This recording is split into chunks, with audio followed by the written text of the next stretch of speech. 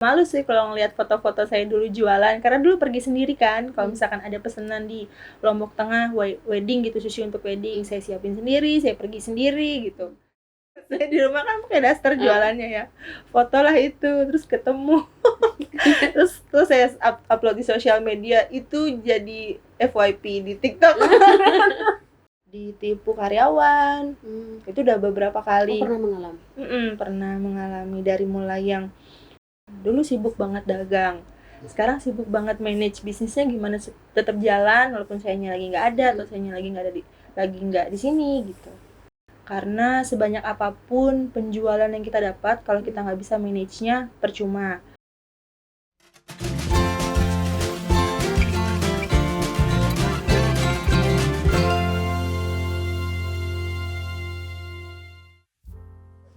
Halo Tribuners, kita jumpa lagi di bincangtribunlombok.com edisi 17 Maret 2023. Kali ini Tribun menghadirkan narasumber yang berbeda dari biasanya. Seorang pengusaha muda dari Mataram yang pemilik gerai makanan The Hungry Sushi. Mungkin anak-anak muda Mataram ini sudah familiar dengan The Hungry Sushi. Kita hadirkan langsung. Nanti kita kulik bagaimana dia merintis dari awal kemudian sehingga sepopuler sekarang. Kita langsung saja sambut narasumber kita, Mbak Mara. Selamat pagi Mbak Mara. Pagi Mbak Niam. Terima kasih sudah hadir di Bincang Tribun. Sama-sama. Di tengah kesibukan. Mbak Mara, nama lengkapnya siapa Mbak Mara? Maratus Salihah. Oh, Maratus Salihah. Usianya 30 tahun. 30 tahun sudah bisa sesukses sekarang Mbak Mara. Proses Mbak. Proses ya. Mbak Mara, pemilik The Hungry Sushi sekarang sudah berapa gerai? Sekarang kita ada 6 gerai di seluruh Lombok. 4 di Mataram, 1 di Lombok Tengah, 1 di Lombok Timur. Merintisnya dari tahun berapa Mbak Mara? Kita merintis awalnya dulu saya jualan dari rumah itu tahun 2017. Kemudian sempat vakum karena hamil dan melahirkan, lalu gempa. Jadi kita mulai lagi 2019 akhir, 2020 mulai buka toko di pinggir jalan raya. Dari situ mulai ekspansinya, mulai banyak. Kita mulai dari kenapa sushi? Kenapa sushi? Sebenarnya saya punya pengalaman pribadi sih, dan pengalamannya kurang mengenakan ya tentang sushi waktu saya di Jakarta. Jadi waktu itu saya makan bareng teman-teman, makan sushi di salah satu restoran sushi terkenal di Jakarta. Begitu pulang terus bayar, kayak aduh kok mahal banget ya, perasaan nggak kenyang-kenyang banget gitu kan, cuma berapa potong kok segini gitu. Wah nggak bener nih, ini padahal isinya nasi gitu kan, ini kayaknya bisa nih dibuat yang versi lebih ekonomis gitu. Nah dari situ sih sebenarnya idenya tercipta. Tapi bukannya sushi itu emang harganya segitu? Tergantung ya. Fried chicken juga ada yang harganya sekian dan sekian. Itu gitu. Dari kekecewaan makan sushi. Dari kekecewaan. Terus saya pikir bisa nih kita buat gitu ya. Ternyata sebenarnya bisnis itu yang paling baik adalah yang bisa memecahkan masalah yang ada. Saya baru tahu akhir-akhir ini sih, ternyata waktu itu saya memecahkan masalah itu, makanya kenapa Hungry Sushi bisa sebesar sekarang. Jadi secara tidak sengaja sebenarnya. Gitu. Itu mengusung konsep sushi, asli sushi, atau itu di sushi dengan kearifan lokal. Nah itu gimana? Ya, jadi rasanya dan isiannya, rasanya itu kita sesuaikan sebisa mungkin dengan lidah masyarakat Indonesia. Karena target utamanya juga masyarakat lokal seperti itu. Terus kita juga mengusung kehalalan yang terjamin dari MUI, supaya mayoritas masyarakat Indonesia kan muslim, supaya mereka merasa aman mengkonsumsi sushi gitu. Dari awal. Itu berarti dari tahun 2017. Dari tahun 2017 sudah mulai sushi itu langsung. Iya, langsung sushi. Jualan dari rumah, dari dapur. Lewat online. Lama-lama terus buka PO, terus online, terus akhirnya langsung ready di pinggir jalan buka trik toko. Mbak Mara untuk mengenalkan sushi kan kalau di Lombok ya belum begitu sepopuler di luar kota, kota-kota besar lainnya. Tapi justru di situ malah menurutku peluang. Iya, peluangnya, nilai plusnya. Jadi enaknya tinggal di kota kecil, kita bisa mengenalkan makanan-makanan, produk-produk yang udah ada di kota besar, kita bawa ke kota kecil. Dengan mungkin ya disesuaikan dengan dari rasa dan harga yang ada di sini ya, masyarakat sekitar. Kendalanya Mbak Mara dulu dari awal merintis 2017 hingga punya 6 gerai sekarang tuh? Kendalanya itu sebenarnya yang paling utama adalah karena aku otodidak ya belajar sushi. Jadi waktu kita kembangkan menu-menunya itu saya mulai agak kesulitan. Nah, untungnya SDM di sini udah mumpuni karena banyak hotel, jadi mereka juga belajar tentang makanan-makanan fusion. Nah, cuma agak sedikit ada kayak gimana ya? Mereka punya SDM-ku nih, mereka punya semacam ini harus begini, tapi menurutku enggak, ini harus kita rubah sedikit supaya menyesuaikan dengan rasa Indonesia gitu. Di situ sih agak kesulitannya. Yang kedua ya modal, tapi menurutku kalau modal itu bisa kita akalin ya, tergantung kita manage keuangannya gimana. Modal awal kalau gitu modal awalnya tuh nggak sampai 500.000. Nggak sampai 500.000. Iya, jadi saya nyicil belanjanya pakai uang belanja sayur di rumah kan. Biasa suami tuh suka kasih uang belanja, dari situ saya sisihkan, saya beli norinya dulu, terus saya beli beras Jepangnya dulu, beli isiannya gitu sih. Terus diputar uangnya. Begitu udah banyak, omsetnya udah lumayan, saya udah mulai agak kewalahan. Saya minta tolong nih, Pak, tolong ke suami minta tolong diaturin keuangannya seperti itu. Dan ya alhamdulillah sampai sekarang masih ada. Gitu, Mbak. Punya 6 gerai, kalau Mbak Mara tuh omsetnya penasaran sih. Omsetnya berapa? Dan itu ya? Mbak Mara daftar sushi ini cukup populer di kalangan anak muda. Iya. Semoga populernya positif ya, karena sekarang kan apa yang populer tuh bisa negatif, bisa positif. Iya, gitu sih. Kita berusaha untuk tetap konsisten, memenuhi kebutuhan pelanggan gitu. Saya juga memperbaiki customer journey, kayak misalkan sekarang tuh outlet udah banyak, ada beberapa keluhan kayak, Mbak, nih kok rasa produk A di outlet 1 dan outlet 2 tuh beda. Bisa gitu. Terus, Mbak, aku kalau mau order tuh kemana ya? Banyak banget nomor adminnya. Akhirnya kita jadi satukan, kayak gitu-gitu sih. Sambil belajar sih juga. Omset Mbak Mara? Omsetnya nggak bisa.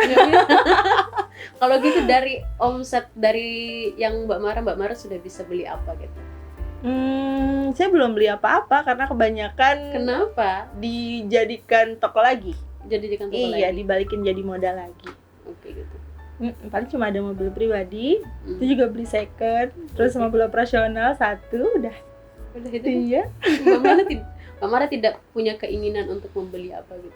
Punya, tapi saya sama suami berkomitmen untuk membeli sesuatu yang kita mampu dan punya skala prioritas. Biasanya nih kan saya juga ada beberapa teman-teman wirausaha ya. Biasanya begitu melihat uang banyak, dapat uang banyak, lupa beli ini beli itu. Emang bisa sih ya, tapi akhirnya jadi bisnisnya mungkin stuck di sana, atau mungkin kita jadi nggak punya dana darurat untuk misalkan kayak pandemi kemarin gitu, atau resesi di tahun ini misalnya ya. Itu bisa jadi dana cadangan gitu. Sampai hari ini saya juga masih tinggal di rumah sewa. Kenapa Mbak Mara? Saya merasa belum cukup sih, masih nabung. Masih nabung gitu. Tapi kalau dipikir omsetnya bisa dipakai beli rumah. Bisa. Omsetnya bisa, labanya ya enggak. Kan beda. Kalau omsetnya dibeliin semua, besok nggak bisa beli bahan baku. Berarti itu akan terus diputar untuk nambah gerai baru. Kita mulai bikin bisnis plan tahun ini agak berbeda dengan tahun lalu. Apa tuh? Kalau tahun lalu memang kita agak bukan memaksakan sih, memaksimalkan untuk ekspansi. Karena dari mentor yang saya punya, dia bilang kalau kita misal punya bendera, anggaplah brand itu bendera. Seandainya misalkan karena produk saya itu murah terus halal, seandainya ada kompetitor atau ada orang lain, investor yang punya dana lebih banyak, terus dia buka outlet yang mirip dengan produknya dengan punyamu, dia buka langsung beberapa tempat, mungkin kayak seperti strateginya Mixway, di mana-mana ada. kamu kalah gitu. Wah bener juga ya, waktu itu outlet saya cuma 2. Bener juga.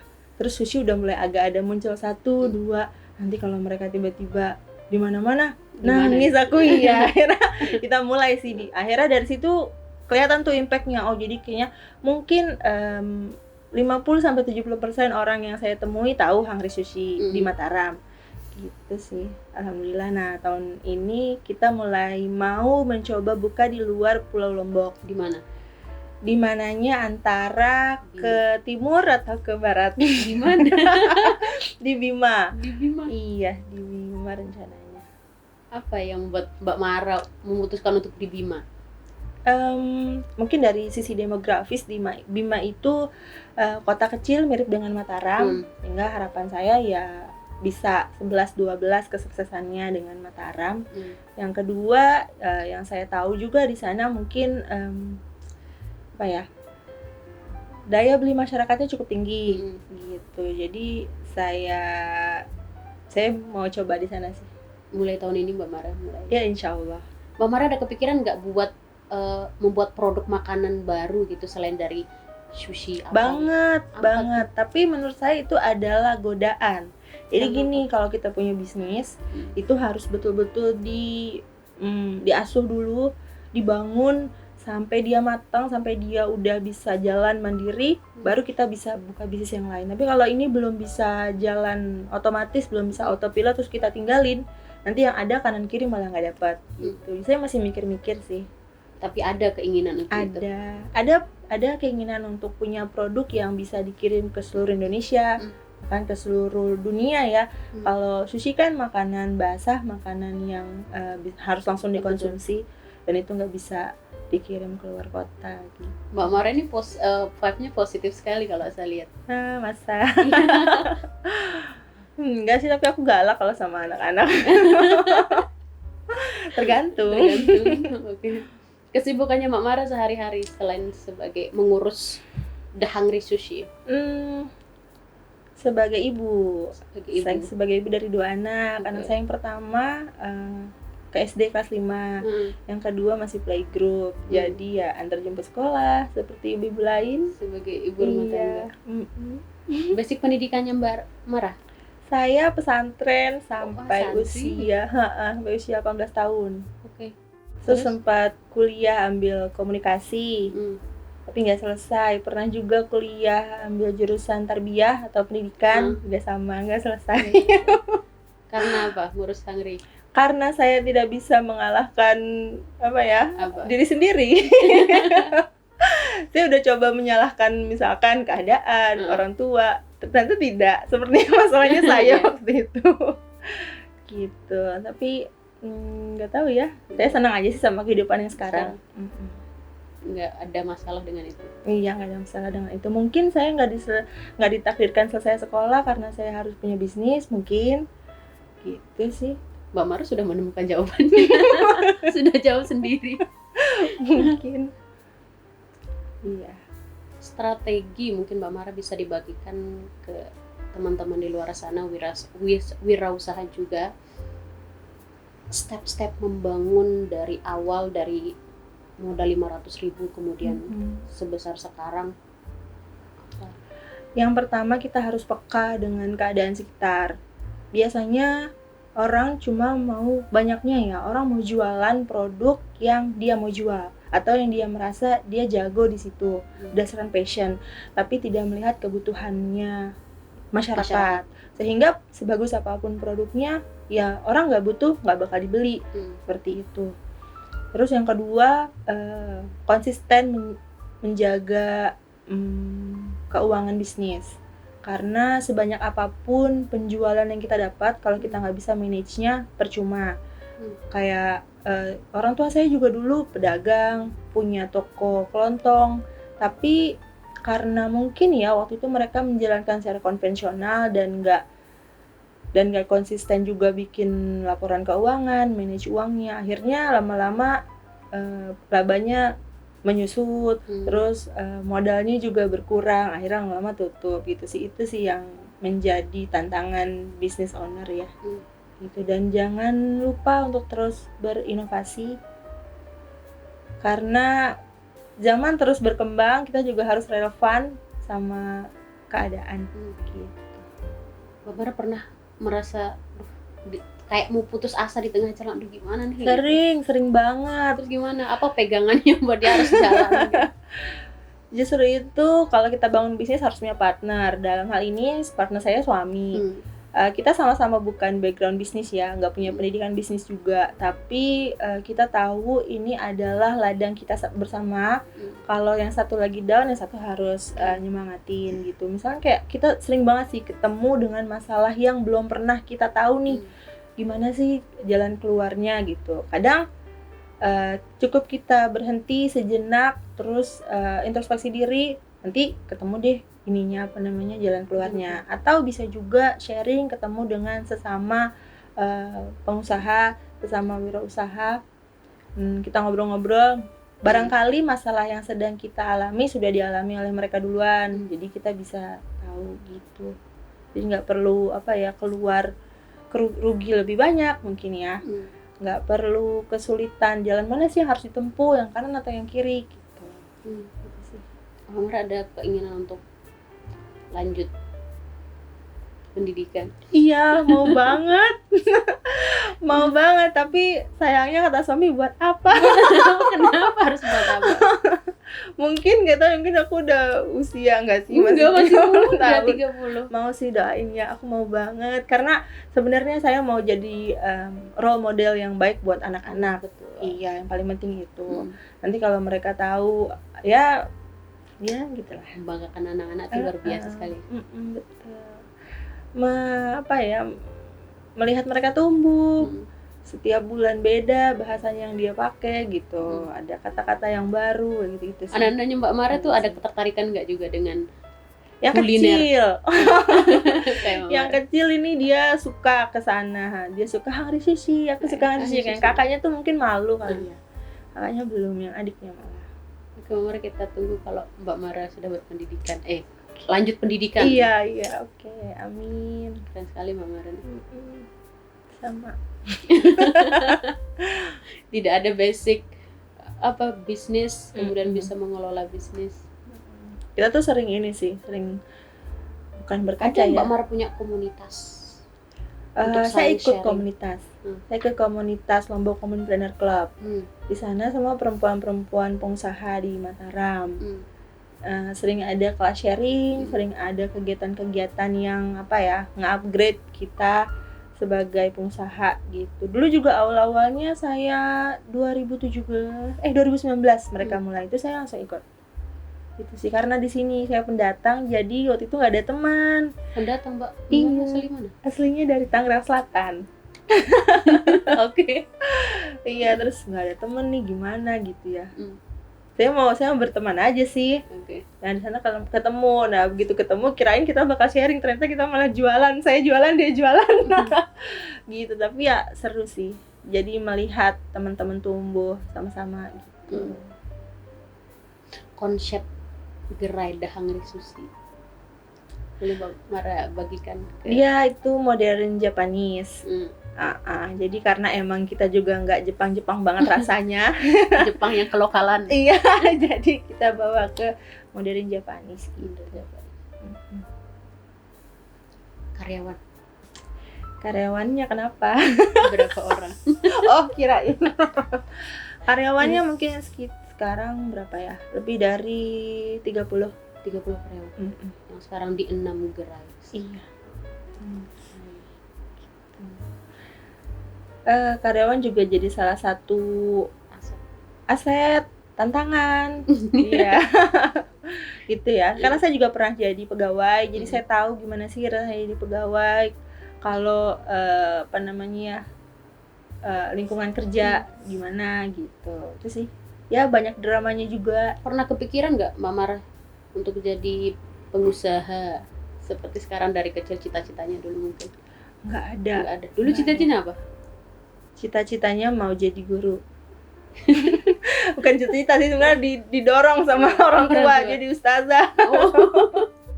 Iya, dulu saya mau jadi guru sih. Tapi saya sendiri kurang berminat. Akhirnya belok dikit jadilah pengusaha. Iya. Terus Tapi saya Mbak suka Mara banget suka sekarang. Iya, suka banget. Emang kalau kita kerja sesuai dengan passion itu kita menikmati banget ya. Iya, dan saya gregetan banget kalau ada yang punya produk bagus tapi nggak nggak dimarketingin dengan maksimal misalkan, atau nggak dikelola dengan baik bisnisnya, hari ini buka, besok tutup 2 hari, besok buka gitu. Itu saya gregetan sih, makanya saya suka sharing di sosial media gitu. Boleh sharing nama Instagram Mbak Mara yang tempatnya saling sharing. Boleh. @marabili17. @marabili17. Mbak Mara sering sharing di sana. Iya, sering. sering sharing. Berarti Mbak Mara dulu sekolahnya di Tangsel, karena menikah pindah ke sini. Iya, betul. Saya sekolah pindah-pindah sih karena pesantren ya, di Jogja, di Lampung, di Bogor. Anak santri sekali. Iya. Kuliah tuh masih pesantren juga. Kuliah masih pesantren? Iya. Nanti kalau lanjut studi ambil apa? Bisnis. Iya, karena saya tahu ada beberapa hal-hal dalam bisnis yang saya nggak ngerti. Dan itu yang saya belum ngerti. Dan itu kan kehidupan yang Mbak Mara jalani. Iya, betul. Tadinya dari pedagang, terus jadi pengusaha, itu beda banget rasanya. Dulu sibuk banget dagang, sekarang sibuk banget manage bisnisnya gimana tetap jalan walaupun sayanya lagi nggak ada atau sayanya lagi nggak di sini gitu. Itu sih. Ada kekhawatiran nggak terhadap bisnis yang sekarang? Atau emang nggak, kayak udah di posisi aman nih? Enggak, saya optimis sih. Kalau merasa di posisi aman sih ya belum, tapi saya optimis bisa terus berkembang. Karena saya mulai membuka kesempatan untuk orang-orang jadi mitra Hungry Sushi gitu kalau mau buka di kotanya. Dan segera Bima. Insya Allah. Warga Bima tunggu The Hungry Sushi akan segera nyebrang dari Pulau Lombok ke Pulau Bima. Gitu. Terus apa lagi ya? Apa yang Bu Mara cerita menarik deh selama merintis The Hungry Sushi? Banyak cerita menariknya. Paling berkesan. Sebenarnya saya juga suka malu sih kalau ngelihat foto-foto saya dulu jualan, karena dulu pergi sendiri kan. Kalau misalkan ada pesanan di Lombok Tengah, wedding gitu, sushi untuk wedding, saya siapin sendiri, saya pergi sendiri gitu. Terus ada foto-fotonya sekarang tuh kayak mau ketawa gitu kan. Tapi ada kenangan. Iya, terus ada banget foto legend yang sebenarnya itu waktu itu untuk daftar ke salah satu platform penjualan online. Jadi karena harus pakai foto di tempat produksi sama produknya. Saya di rumah kan pakai daster jualannya ya. Fotolah itu, terus ketemu. terus saya upload di sosial media, itu jadi FYP di TikTok. Malu sih sebenarnya. Tapi ya jadi kenangan manis gitu. Itu kan proses banget. Proses. Bener. Kalau pengen diubah foto itu bisa nggak yang bagusan? Iya. Coba aku pakai lipstick waktu itu ya. Gitulah. Ada lagi ya pengalaman, mungkin ini sering dialami sama pengusaha yang lain, kayak ditipu karyawan. Itu udah beberapa kali. Pernah mengalami? Pernah mengalami, dari mulai yang penjualannya diubah gitu, dipalsukan. Ada juga yang uangnya hilang, kayak gitu-gitu sih. Saya sempat kayak merasa marah, terus gimana ya kok kayak gini, kok bisa. Tapi ya balik lagi, mungkin saya kurang sedekah, mungkin gitu. Tapi ya saya juga selalu kasih kesempatan kedua sih buat karyawan ya, terutama untuk jadi lebih baik. Tapi kalau udah dikasih kesempatan masih terulang, apalagi sama, ya udah berarti bukan salah saya gitu, kayak gitu. Berarti itu Mbak Mara pernah alami? Iya, pernah banget. Pernah bikin nyesek? Yang paling ngebatin gitu? Ngebatin? Apa ya? Kalau misalkan paling susah nih, saya nggak tahu ya kenapa susahnya ya. Saya merasa saya itu orangnya sangat follow instruction. Jadi kalau misalkan ada peraturan, saya ikutin. Kalau janjian, sebisa mungkin on time. Nah, begitu orang yang saya ajak janjian, apalagi ini jatuhnya misalkan karyawan ya, kita mau meeting bareng atau kita mau bikin menu, saya udah bikin resepnya, resep bakunya, terus agak dirubah sedikit, itu sih agak kayak ini gimana sih, tinggal follow doang padahal gitu kan. Bikin itu lebih susah ya daripada ngikutin gitu, itu tinggal ikutin aja gitu. Masih aja suka pada nakal, bandel gitu, itu sih yang jadi tantangan. Makanya sebenarnya bikin peraturan itu agak susah, ngikutin peraturan itu sebenarnya gampang. Yang lebih susah tuh evaluasi. Itu saya masih PR banget, gimana sih ngevaluasi kinerja karyawan. Kan banyak ya, banyak faktor yang misalkan dari absensi, dari mulai pemakaian bahan baku gitu-gitu sih yang masih agak PR gitu di saya. Tapi masih aman-aman aja. Masih aman. Karena kita tetap ya mencoba, walaupun kelihatannya sepele ya, bikin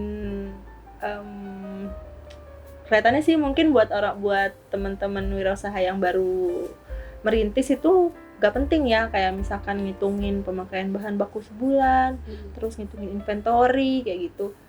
Mungkin itu kayak aduh ngapain sih capek-capekin doang, tapi itu penting banget, apalagi buat usaha yang saya yang udah dipegang sama banyak orang kan gitu. Kita nggak bisa cuma ngandelin trust doang, nggak bisa, terus kira-kira doang juga nggak bisa. Emang harus berdasarkan data. Jadi data itu nanti yang akan menceritakan ke kita ini gimana kondisinya bisnis gitu sih. Kalau dilihat dari apa yang Mbak Mara sampaikan itu, saya pengen tanya begini Mbak Mara, seberapa besar pengaruh membangun Hungry Shoes itu pada karakter Mbak Mara? Pasti ada perubahan dari... Besar banget. Kalau ketemu saya yang dulu, mungkin sekarang juga emang masih kelihatan ya. Saya sebenarnya orangnya agak malu, agak kaku ketemu orang baru gitu. Terus bicara juga nggak lancar gitu. Lancar sekali. Karena dulu saya ada kan saya lama di pesantren. Jadi saya jarang ketemu orang yang baru setiap hari. Orangnya itu terus ya, kan, terus kan perempuan semua gitu. Terus hormat banget sama guru-guru, sama ustazah. Begitu keluar ternyata dunia tidak seperti itu. Jadi saya sempat kayak ada kayak culture shock. Iya. Shock. Wah, oh gini ya. Oh, orang tuh bisa ngomong, oh orang tuh bisa sembarang, oh orang tuh bisa nggak ngikutin gitu. Gitu sih, saya banyak belajar. Terus dari Hungry Shoes jadi saya tahu gimana ya menyikapi masalah tuh gimana gitu. Saya sebagai pemimpin sama saya sebagai ibu rumah tangga juga gimana, itu juga tantangan sih. Itu jauh banget ya pengaruh membangun The Hungry Shoes itu. Oh iya, kepercayaan diri juga jauh lebih meningkat pasti. Jauh lebih meningkat. Dan jiwa kepemimpinan tentu ada. Iya, yang paling sulit jadi pemimpin sebenarnya jadi role model ya. Kalau kitanya nggak baik, pasti bawahannya juga jadi nggak baik gitu sih. Konsisten untuk jadi orang yang antara jadi tegas itu ya antara galak sama saya juga apa saya pelit, apa saya enggak sih, tapi ini tegas gitu. Ngajarin mereka juga sih tentang kehidupan. Apa yang Mbak Mara mau sampaikan pada Mbak Mara mungkin yang dulu? Mbak Mara mungkin yang tidak, mungkin kata Mbak Mara tidak sepede sekarang, tidak sebersosial sekarang. Hai Mara gitu. Iya. Hai Mara, terima kasih udah bertahan selama ini, sejauh ini, percaya pada diri sendiri, terus percaya juga bahwa keajaiban Tuhan tuh ada. Percaya juga bahwa kalau kita masih mau berusaha, kita pasti bisa. Gitu. Aku jadi sedih nih. Enggak apa-apa. Oke, kita bahas semuanya. Kamu hebat. Kamu mampu.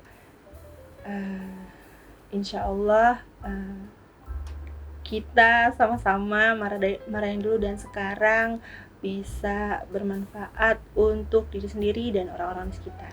Amin. Sukses Mama. Terima kasih.